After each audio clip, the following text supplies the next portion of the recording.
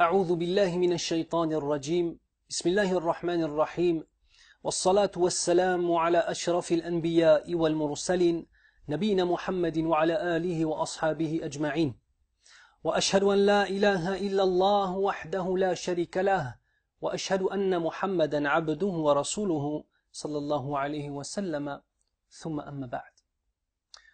Mes très chers frères et mes très chères sœurs, nous allons parler aujourd'hui d'un des plus grands trésors de l'islam. Kanz min kunuz al-Islam. Ce trésor, tout comme le Sawm de Ramadan, fait partie des 5 piliers de l'islam. Ce trésor, parmi les trésors de l'islam, est as-sila, c'est-à-dire le lien permanent que nous avons avec notre Seigneur, Allah subhanahu wa ta'ala.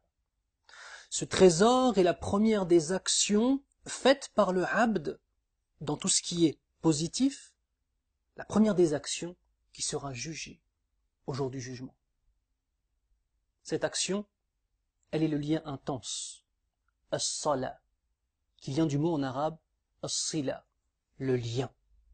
En arabe, lorsque l'on veut dire qu'on appelle quelqu'un, naqulu sa'attasilu bik, je vais t'appeler.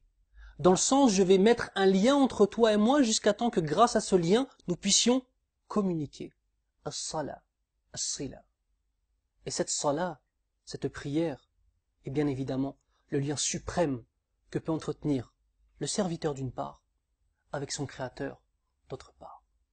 Allah Azza wa Jal dit dans le Coran al-Karim, Bismillahir Rahmanir Rahim, Inna as-salata tanha 'anil fahsha'i wal munkar. Allah Azza wa Jal dit de même, Wa aqimu as-salata wa atu az-zakah. Allah Azza wa Jal dit dans la traduction du verset, certes, la salat empêche d'accomplir le mal et le blâmable. De même, Allah Azza wa Jal nous dit, et acquittez-vous de la prière et acquittez-vous de la zakat. La prière est une obligation pour toute personne disant la ilaha illallah. Il est un des 5 piliers de l'islam. Il est un des 5 piliers de l'islam. Celui qui délaisse sa prière, celui qui délaisse l'accomplissement de la prière est une personne qui a un problème fondamental dans la relation avec son Seigneur, subhanahu wa ta'ala. Cette prière t'empêche de tomber dans le muharram, mon frère. Cette prière t'empêche de tomber dans le muharram, dans ce qui est illicite, interdit, ma sœur. Cette prière t'élève, cette prière te purifie, cette prière est le moment privilégié où tu peux t'adresser à Allah Azza wa Jal. Celui qui veut parler à Allah Azza wa Jal alors qu'il prie, et celui qui veut qu'Allah lui parle alors qu'il lise le Coran.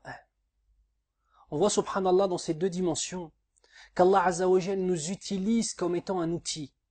Lorsque tu pries, tu es un outil qu'Allah Azza wa Jal utilise pour déclarer la grandeur du Créateur de toutes choses. Subhanallah.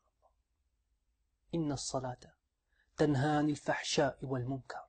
Certes, la prière interdit le blâmable et les mauvaises choses. Allah subhanahu wa ta'ala 5 fois par jour nous rappelle sa suprématie, sa toute-puissance, le fait qu'il nous voit, qu'il nous entend. 5 fois par jour, l'homme se tient debout devant son Seigneur et récite Surat al-Fatiha, et récite des versets du Coran al-Karim. Il se prosterne et dit Subhan Rabbil A'la. Il fait ruku' et dit Subhan Rabbil Azim wa bihamdihi. Il se relève du ruku' et il dit Sami'a Allahu liman hamida. Allah a entendu celui qui a fait la louange d'Allah subhanahu wa ta'ala. Un cadeau pour nos âmes, un cadeau pour nos corps, un trésor pour toute personne qui aime Allah subhanahu wa ta'ala. As-salat tanha 'anil fahsha'i wal munkar. La prière interdit le blâmable et la turpitude. Alors une question se pose, mes frères et sœurs. Comment une personne qui fait la prière peut-elle encore faire le mal et la turpitude? Est-ce que le problème est dans le verset? La réponse est négative. Le problème est ici, dans nos cœurs, dans nos poitrines. Nous oublions la réalité de cette adoration. Et nous ne savons pas exactement ce que nous devons faire. Ainsi, parfois, on a une prière qui ressemble à une coquille vide. Comme si on prenait un œuf et qu'on avait fait un trou en dessous et qu'on avait enlevé toute la substance de cet œuf et qu'on l'avait posé. On prend un deuxième œuf à côté qui lui est plein. On a l'impression dans l'apparence que ces deux choses sont pareilles. Sauf que le premier est en train de penser aux factures, est en train de penser à sa femme, à ses enfants, à son travail, et il n'est pas en présence d'Allah Azza wa Jal. Le deuxième, il n'est pas en présence d'Allah dans sa conception des choses, c'est ce que je veux dire. Le deuxième, lui, est concentré, dirigé vers Allah Azza wa Jal. Tout son être, chacune de ses actions, chacune de ses paroles, chacun de ses mouvements est une adoration pour Allah Azza wa Jal. Cette prière-là, c'est une prière qui change. On se doit de revenir à cela. On se doit de revenir à l'essentiel. On se doit de revenir à la spiritualité réelle.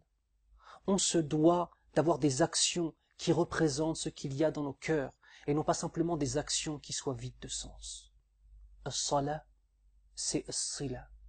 La prière, c'est le lien permanent que nous avons avec Allah subhanahu wa ta'ala.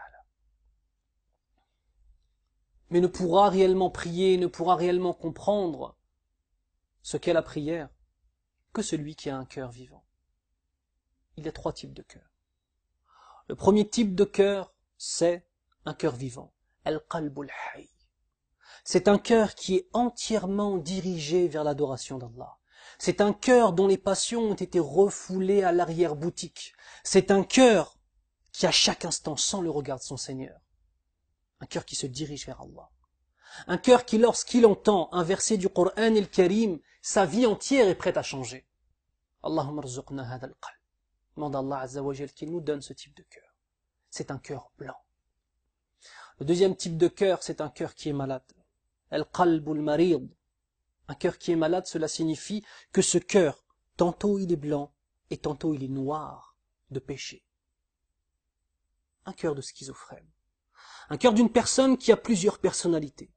Un cœur de celui qui pendant Ramadan on le voit à la mosquée en train d'adorer Allah Azza wa Jal jusqu'à temps même que les athars de la prière, c'est-à-dire les traces de la prière commencent à apparaître sur son front. Et après le Ramadan, on le voit dans la rue en train de se battre, ou en train d'insulter, ou bien en train de donner la main à sa petite copine devant tout le monde sans aucune hishma, sans aucune haya, sans aucune honte de cela. Une personne qui, à un moment est dans la lumière, à un autre moment est dans les ténèbres. Une personne qui, à un moment de sa vie, se rapproche d'Allah et donne véritablement le sentiment qu'il aime Allah Azza wa Jal et qu'il veut le satisfaire, mais qui à d'autres moments de son existence nous paraît être une personne pour qui Allah Azza wa Jal est la dernière des priorités dans son existence. C'est un cœur qui est malade. Allahumma hfadna min al-marad. On demande à Allah Azza wa Jal qu'il nous préserve de la maladie. Enfin, nous avons le troisième type de cœur. Al-qalbul mayyit, le cœur qui est noir. Le prophète sallallahu alayhi wa sallam nous informe dans un hadith, dans la traduction en français, que chaque fois que le fils de Adam, alayhi salam, s'acquitte d'une mauvaise action, eh bien son cœur qui était blanc vient se tacher d'une tache noire, puis d'une autre tache, puis d'une autre tache, jusqu'à temps que tout le cœur devienne noir. Lorsque le cœur entièrement est noirci par les péchés, il ne reste plus de place pour la foi. Et ce cœur passe de l'état de cœur vivant à celui de cœur malade, pour finir à celui de cœur mort. Qu'Allah nous préserve de cela. Celui qui a un cœur mort, c'est une personne à qui le Coran et le Karim ne fait plus rien. C'est une personne pour qui la foi en Allah Azza wa Jal est devenue impossible. Allahumma hfadna min dhalik. Mes ikhwan, mes sœurs, mes frères, nous devons de prendre soin de nos cœurs, de ne pas les salir, d'être toujours harisin, c'est-à-dire d'avoir toujours une conscience aiguë du danger de la mécréance qui nous guette. Et c'est une réalité. On se doit de se rappeler qu'un homme, c'est un homme pieux, qu'une femme réelle qui a une valeur, c'est une femme qui est pieuse. Et mon frère, sache une chose, ma sœur, sache une chose, c'est que si dans ta relation avec Allah Azza wa Jal, la prière n'est pas présente, sache que tu as un problème que tu dois résoudre. Il y a 2 façons de réagir. Lorsqu'on met le doigt sur un point négatif de la personnalité de son frère. Akhi, mon frère ou ma sœur, on pouvait réagir de 2 façons. La première façon, c'est la façon des faibles. De toute façon, étant donné que je ne fais pas la prière, alors autant tout délaisser. Qui est le gagnant? C'est le diable. Qui est le perdant? C'est toi. La deuxième façon, c'est le fait de comprendre que réellement la prière est un pilier de l'islam. Que réellement la prière est une chose fondamentale dans ta relation avec Allah Azza wa Jal. Et que forcément, tu te dois de t'y accrocher, sincèrement, véritablement, et d'avoir une véritable salat, qui soit un moment exceptionnel avec Allah Azza wa Jal. Un moment exceptionnel. Et je finirai par une chose qui est importante. Lorsque tu es une personne qui prie, qui se prosterne pour Allah Azza wa Jal, qui 5 fois par jour prie pour Allah Azza wa Jal, ne dis jamais cette phrase-là que je vais te dire. Quand une personne à la fin de ta journée te pose la question « Qu'est-ce que tu as fait aujourd'hui ?» Ne dis jamais « Je n'ai rien fait ». Car peu importe ce que tu as fait de ta journée, du moment où tu as adoré Allah Azza wa Jal, du moment où tu as fait tes 5 prières et que tu t'es prosterné pour Allah Azza wa Jal, Wallahi ya akhi, Wallahi ya ukhti, tu as fait quelque chose qui est une chose exceptionnelle. Adorer Allah Azza wa Jal. سبحانك اللهم وبحمدك أشهد أن لا إله إلا أنت أستغفرك وأتوب إليك